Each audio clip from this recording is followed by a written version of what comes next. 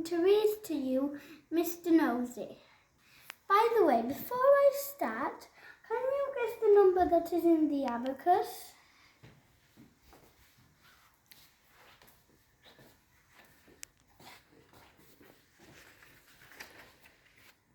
Mr. Nosey liked to know about everything that was going on.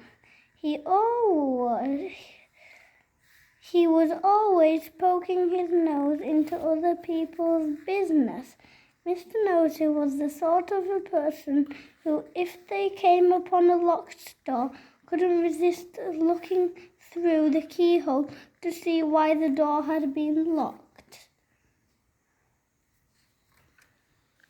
Mr. Nosey was the sort of a person who, if he found an unopened letter addressed to somebody else, would simply have to open it to find out what was inside.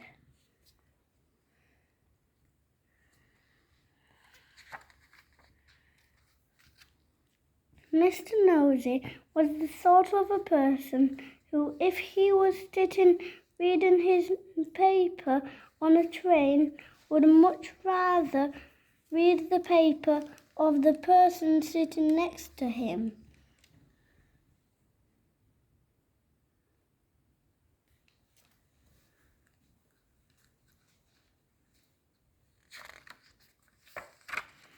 Naturally, as you might well imagine, Mr. Nosey was not very popular. People did not like the way in which Mr. Nosey would peek and pry into their affairs. They did not like it at all. But did that stop Mr. Nosey peeking and prying? It did not. Mr. Nosey lived in a funny, tall, thin house in a place called Tiddletown. The people of Tiddletown decided that Mr. Nosey was becoming much too nosy, and so they held a meeting to discuss what to do about him.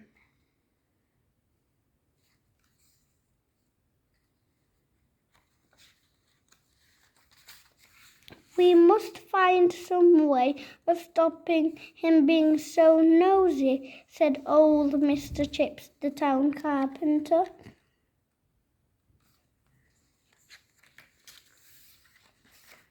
That's right, said Mrs. Washer, who ran the Tiddletown laundry. He needs to be taught a lesson.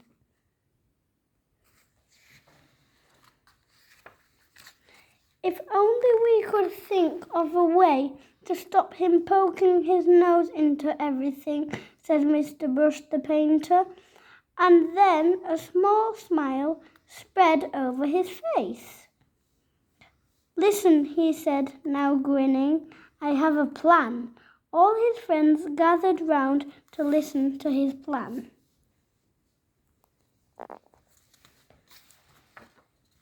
The following morning, Mr. Nosey was out walking along Tiddletown High Street when he heard somebody whistling behind one of the closed doors.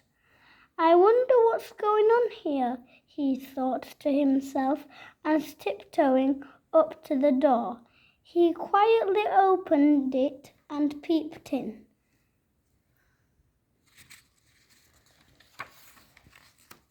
Splash! Went a very wet paintbrush right on the end of Mr. Nosey's nose, covering it with bright red paint.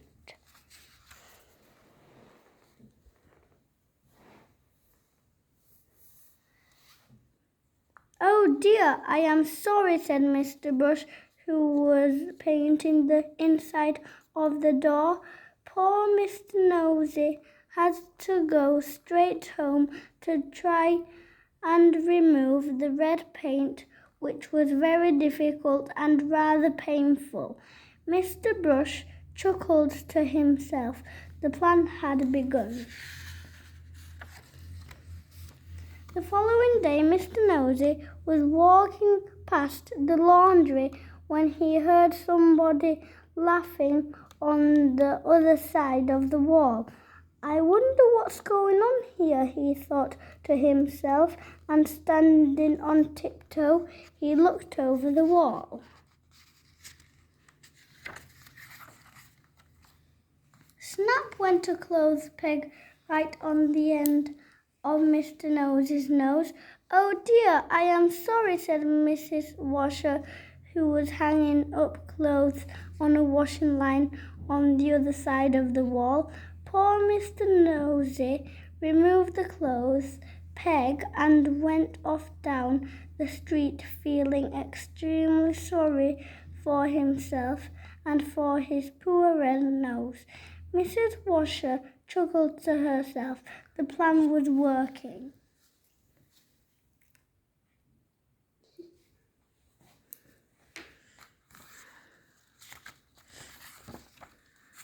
The next day, Mr. Nosey was going past the fence when he heard hammering. I wonder what's going on here, he thought to himself, and creeping very quietly to the end of the fence, he peeped round.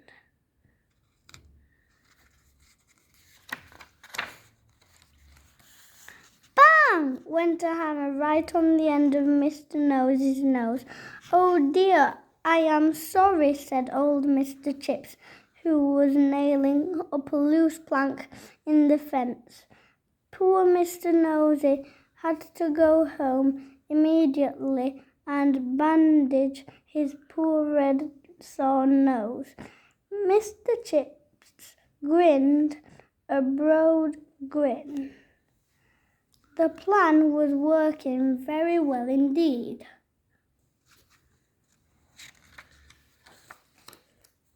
The following day, Mr. Nosey was walking in the woods when he heard somebody sawing wood. I wonder what's going on here, he thought to himself, and he crept up behind a tree. He was just about to peer out from behind the tree when it suddenly occurred to him that if he did something very nasty might happen to his nose, and so he went on his way without being nosy.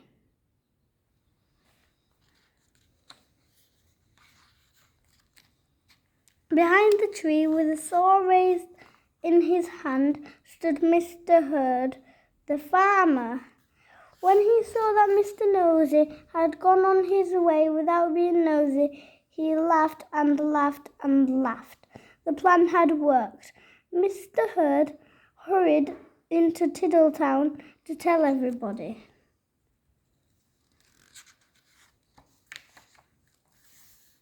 The plan really had worked, because after that Mr. Nosey stopped being nosy and soon became very good friends with everybody in Tiddletown.